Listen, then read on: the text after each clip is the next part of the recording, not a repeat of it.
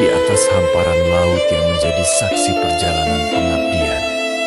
Polres Kepulauan Seribu melaksanakan upacara tabur bunga sebagai bentuk penghormatan kepada para pahlawan yang telah mengorbankan jiwa dan raganya demi bangsa dan negara.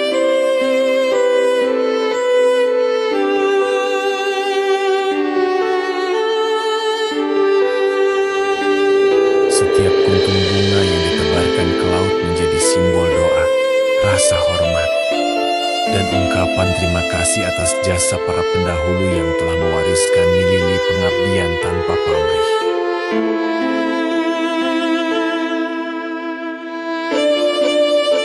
Selamat Hari Bhayangkara ke-80, 80 tahun mengabdi, Polri untuk masyarakat.